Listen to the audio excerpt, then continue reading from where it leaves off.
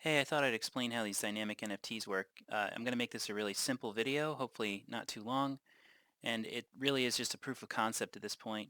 So what we're going to be making is this mood ball, right? So what this ball does is, depending on which hour of the day, every 4 hours it'll change color. So between midnight and 4 UTC time, which is like, Greenwich Mean Time, 4 in the morning, it'll be blue. Between 4 and 8, it will be red. Between 8 and 12, it'll be light purple. Between 12 and 16, it will be dark purple. Between 16 and 20, it'll be green. Between 20 and 24, it will be tan.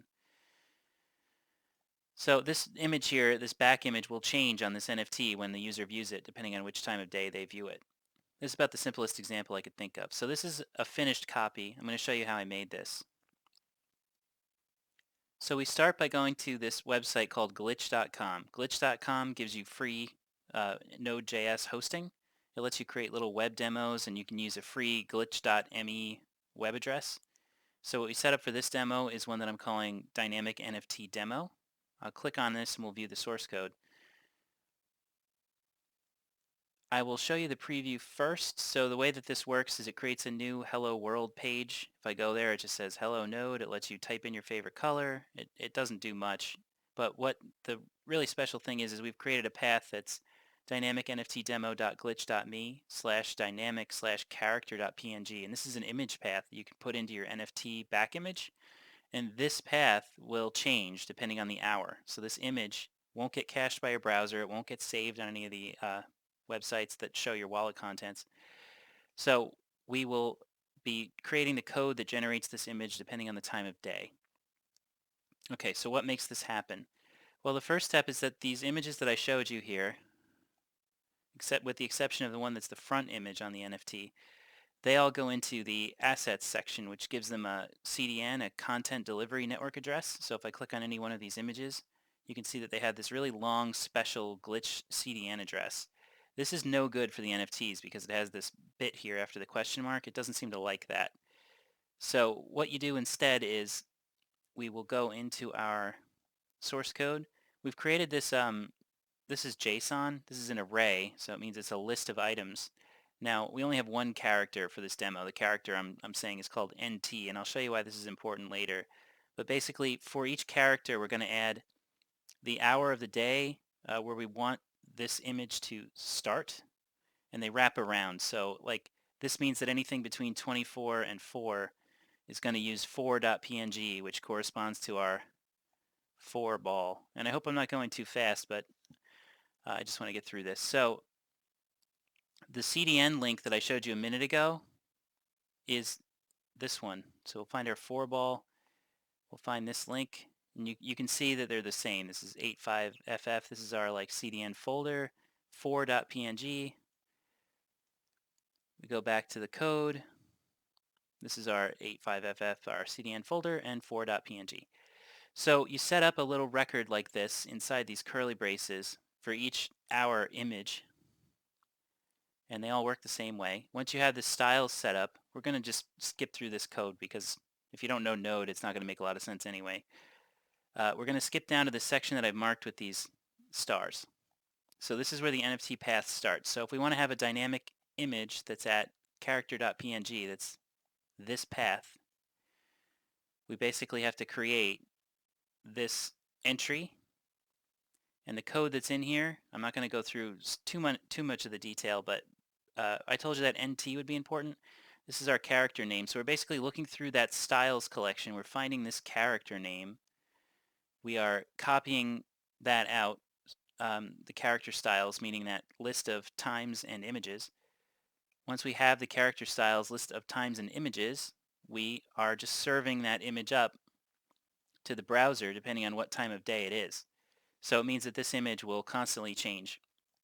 Now, you don't need to worry about modifying this code. If you wanted to do more than one image, you would just copy this entire function, and you would rename this, and you would change which character name it's going for.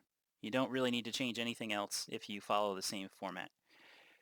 Okay, so I know the code part's a little bit gnarly, but how do we turn this into an actual NFT, right? This is the part that should be kind of familiar. So we go through our Nifty blocks process. I will start though with Pinata, right? So we have we know we need the front image on our NFT, and we need that to be an IFPS hash. So what I did is I just went into my Pinata, I uploaded this thing I called Mood Ball. I'm going to copy this to my clipboard. I copied the IFPS link. We're going to go back to Nifty Blocks. We're going to go into my test collection. We're going to go schemas and templates. Now you'll need to create a schema. I created one called Super Simple, so I'm going to show you that right now.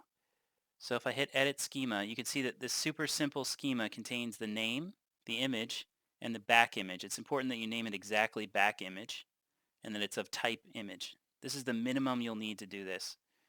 Since I've already created this schema, I'm going to cancel, but you would want to save it.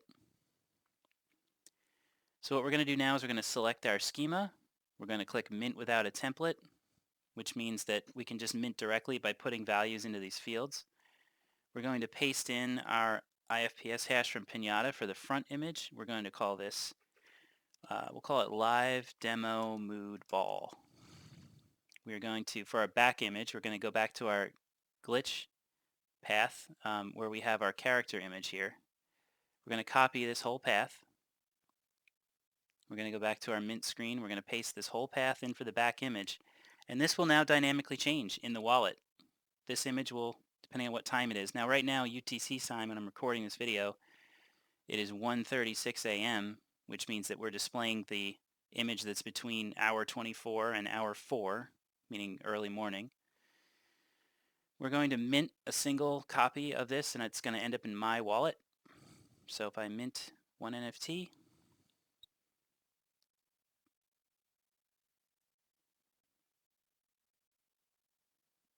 you can see I'm approving the mint. I'm going to hit keep minting just to make that go away. Now we'll go to my Wax Cloud wallet. We'll reload. This isn't a whitelisted collection, so I have to go to my test Jellyfolks collection. You can see we now have our live demo mood ball. If we click on it, you can see that the back image is 24. And if we look at this a little bit later, I might splice in a video, I don't know. This number and color will change, matching this pattern depending on the time of day. So if you're going to make a character that maybe they change their clothes, maybe they go to bed, maybe they have like a life cycle, you could make different images for different times of the day. Okay, so if you want a copy of this, what do? Glitch is really cool in that it lets anybody remix a project, meaning you can get a complete working copy of my project by clicking this button. If I click it now, you'll see now we're within my own collection and I have full permissions.